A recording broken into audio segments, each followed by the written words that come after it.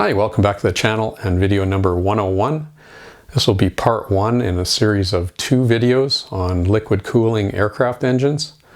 And part one will cover theory. Might be a little bit dry, but I'll try to keep it not too technical and hopefully informative. And part 2 will be a little more interesting, where we'll have practical examples of liquid cooling on 2 different airplanes and how to size radiators and things like that. So hopefully enjoy this. Let me know in the comments below. So this video will look at various aspects of radiators, heat dissipation, a little bit of thermodynamics, and hopefully give you a bit of a background on why things are the way they are.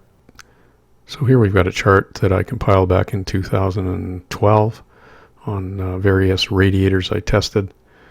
And the reason I did this was I couldn't find any useful information about pressure drop, temperature drop on radiators to be used in aircraft, and I just had to do the experiments myself.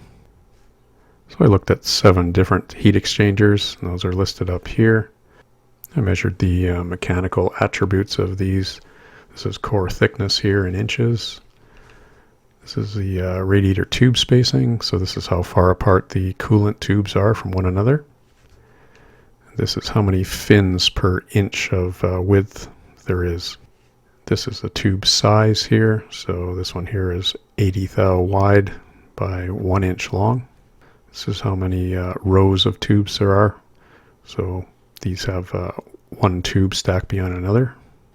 This one here has 6, a different type of design, 4, and so on. Here I measured the pressure drop on my flow bench of these with the flow bench wide open. This is in inches of water here. This is indicative of how much drag there would be per square inch of core area. This was the core size, core area, core volume. So this is depth times area to give cubic inches. This is a core temperature drop per inch of depth, so showing how efficient it is. So this is core temperature drop total here. We take this number and divide it by the depth. We come up with this number here, showing how efficient it is per inch of core depth. This is just total temperature drop here. And this is the ambient air temperature that we're using for the test. And this is a measure of efficiency here overall, temperature drop versus pressure drop. So the more temperature drop we get here with the least amount of pressure drop, that's a more efficient core. And here is the fin thickness. This is the cooling fins that are in between each coolant tube, the thickness of those. And this is the number of passes. So this is the number of tubes totally in the radiator. So the radiator I ended up using on my RV6 was this one here. Originally designed for snowmobiles, no longer available. But if we compare, say, this one here with the next one in line, this one was 2 1/4 inches thick, this one 3. Tube spacing was identical. This one here had a few more fins per inch. Generally that might increase heat transfer at the expense of some drag. The tube sizes were quite a bit different. This one uses a thinner tube that's shorter. This one uses a larger tube that's longer because it's a bit deeper core. They both have 2 rows of tubes. Pressure drop, surprisingly, on the Ron Davis one here was a little bit lower than this one. So core size generally just has to do with picking for the amount of horsepower you've got and the speed the aircraft flies at and how much ground cooling you want. Same with area, core volume. The more core volume we have, the better the cooling, but the heat transfer is less efficient as the core gets deeper. As the air progresses through the thicker core, it gets warmer and warmer, and the temperature difference between the coolant and the air gets smaller and smaller. So while you can sink off more heat with the deeper core, it results in much more drag and it's less efficient. However, there is a trade-off in aircraft. You can't have a very large area on an aircraft like you can in a car. So at some point you have to increase the core thickness. Of course, aircraft are also flying faster, so we can get away with a deeper core. We've got more pressure differential across the core. So what we see here As far as performance of the cores go, these ones here, the wall core was much more efficient per unit depth than the Ron Davis core. That means it has less drag and more temperature drop. So if we're looking for best performance of temperature drop versus pressure drop, and pressure drop in this case is drag, the wall core outperforms the Ron Davis by a fair amount here. So it'll actually dissipate more heat with less drag than this core here. So here was the test apparatus I built to perform all the tests on these radiators. We had a centrifugal blower here with a funnel with fixed area, radiator cores, the tubing water pump here. Used an electric kettle to heat the water up, and then poured it in here, measured the temperature and waited for it to fall to the same value for each test. And here's a shot of the wall rad hooked up, water pump, reservoir, electric kettle, tubing. And first I did a free air test. Had to determine what the rate of conduction to the air was without blowing air through with the blower. And this was to equalize the results of different sized radiators being used. Obviously a larger radiator will conduct more heat off in free air.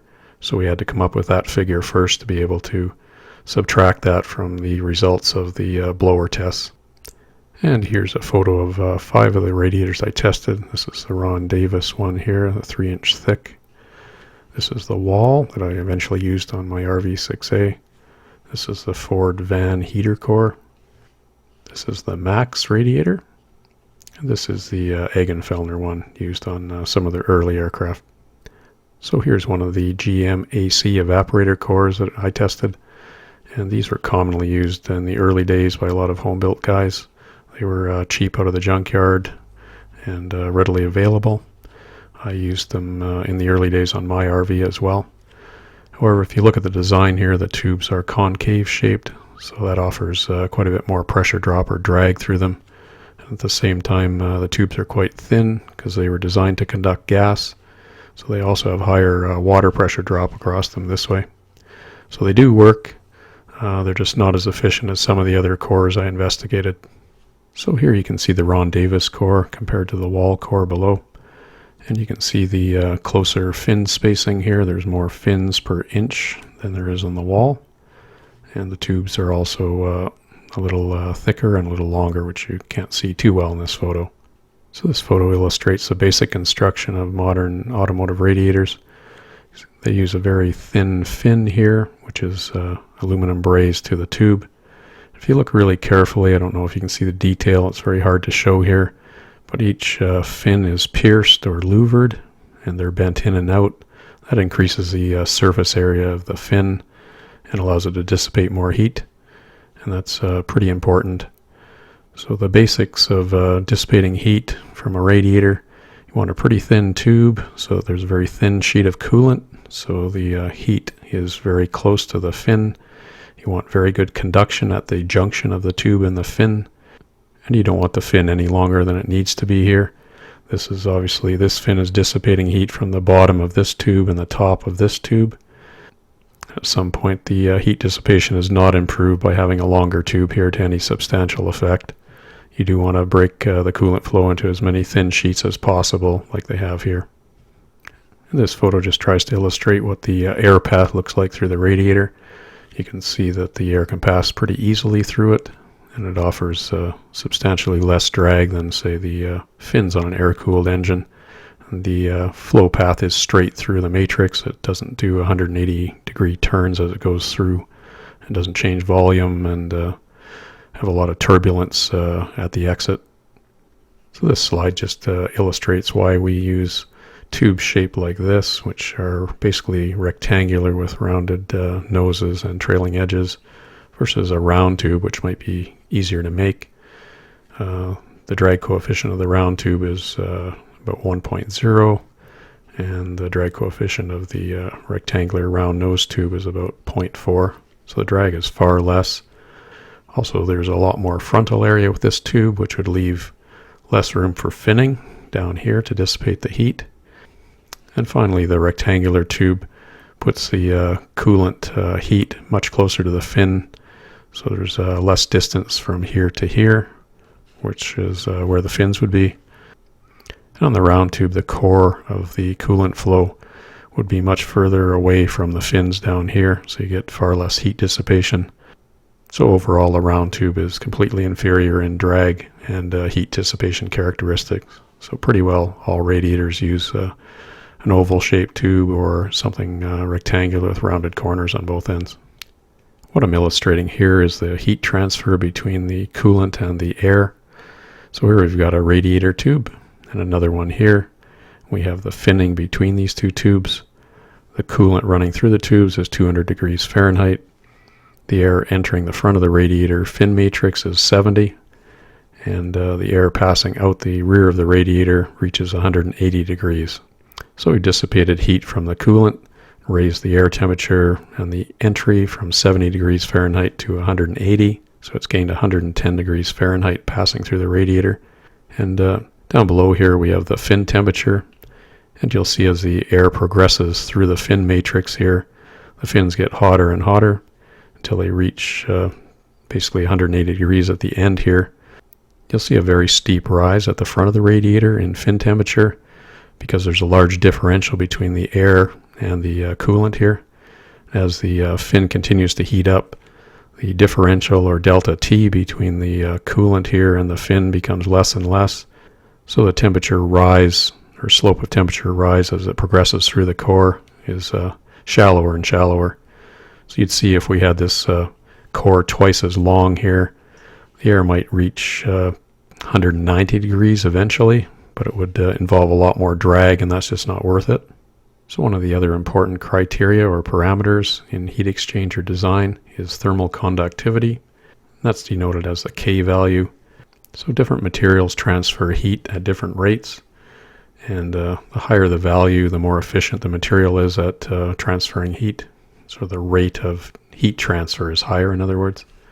So see, aluminum here is 240, copper is 392, stainless steel is very low at 14. So you wouldn't want to use stainless steel as a heat exchanger in an aircraft where volume and weight is an important criteria. Brass here, 111. In the old days, most radiators were made from brass. And the reason I list solder here is because in the old days, brass radiators were soldered. So the tubes were soldered to the finning, and the junction of the tube has pretty poor heat transfer. That would be the same case with most copper radiators, where they use solder at the junction of the tube and the fin.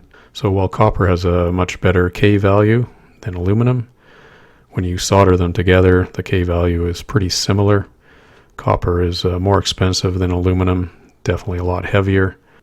And because of this, pretty much the whole world has gone to aluminum radiator cores. They're efficient, they're light, they're relatively inexpensive, they're durable. Okay, so here's the physics or math part of the video. This has to do with rate of heat dissipation, and here's the formula we use for that. So Q is heat, T is time, so it's heat over time, and that's the rate. So that's the rate of heat dissipation, equals K, which is thermal conductivity, which we saw in the last slide, times A, which is cross-sectional area of the tube, times delta T. Delta T is a temperature difference, which we talked about before, between the coolant and the fin. And that's over D, which is thickness of the tube. So obviously the thicker the tube, the slower the heat transfer. So out of all these parameters, the main things we have control over, once we've chosen aluminum as the material here, is the cross-sectional area and the temperature difference. Okay, here we've got a chart plotting boiling temperature of common coolants. And this is at 15 psi for the most part. So water, 250 Fahrenheit, 70% water, 30% ethylene glycol, 256. 50% water, 50% ethylene glycol, 265. 30% water, 70% ethylene glycol, 276. 100% ethylene glycol, 387, and that's at 0 psi, so no cap pressure. And Evans propylene glycol, 375 at 0 psi. So So a lot of people will think Evans is really great.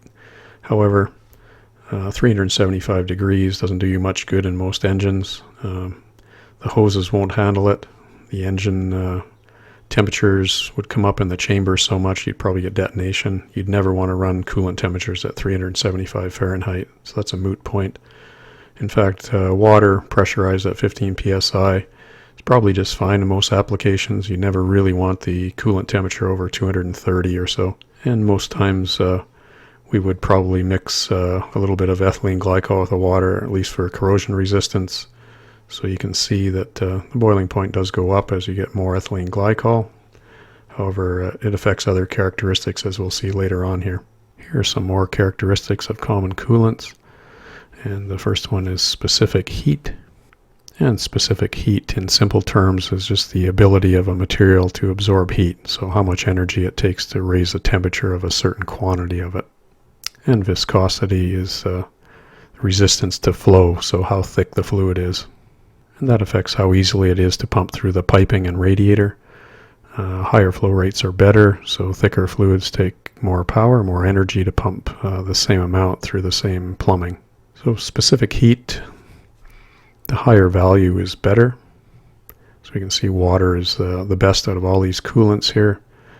And as we mix more ethylene glycol with the water, the ability for it to absorb heat falls off fairly substantially here. And in the case of pure ethylene glycol, the specific heat is much lower than straight water. And the Evans propylene glycol is pretty similar to 100% ethylene glycol, also nowhere near what water is, or 30% ethylene glycol water. And I should say why this is important. In the early World War II years, the Rolls-Royce Merlin ran 100% ethylene glycol. As horsepower was stepped up throughout the war, they finally found that the radiators were not adequate anymore.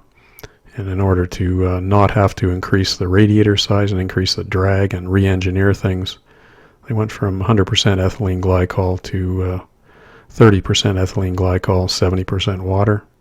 And this allowed them to dissipate a lot more heat here than they would be able to here. And they were able to keep the radiator sizes the same for a little longer until the horsepower stepped up even more. Finally, they just had to go to larger radiators.